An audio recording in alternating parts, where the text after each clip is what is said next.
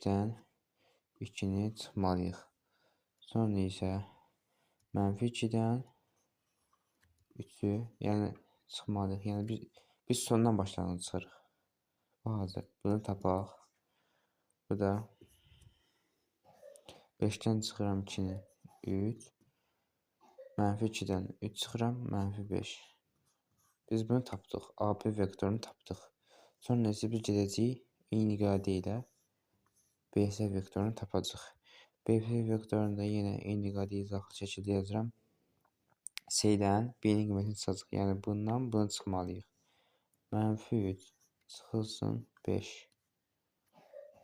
Sonra isə 4-dən -2-ni çıxacaq. 4 çıx -2 çıxa dəyər müsbət olur. Yəni +2 yazmalıyıq. Bunun da qiymətləri olacaq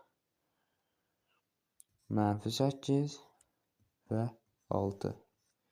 Bəli, hər şey hazırdır. BS vektorunda, AB vektorunda qiymətlərini tapdıq. Sonra isə biz bunun skalar hasilini tapacağıq. Skalar hasilini tapmaq üçün biz bunları bir-birinə vurmalıyıq. Tapdığımız qiymətləri x-dən x-ə, y-ə vurmalıyıq. Sonra isə onları toplamalıyıq. 3-ü vururuq -8-ə.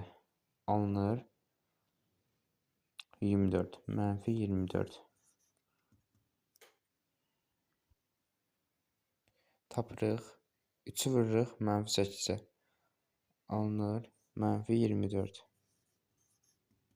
-5-i vururuq 6-ya. Alınır -30. Biz bunun hasillərini tapdıq. İndi isə biz bunları toplamalıyıq. Toplayanda -24 üstə -30, yəni çıx 30 alınır -54. Bəli, cavab hazır. Cavab -54. Bu qədər sadə.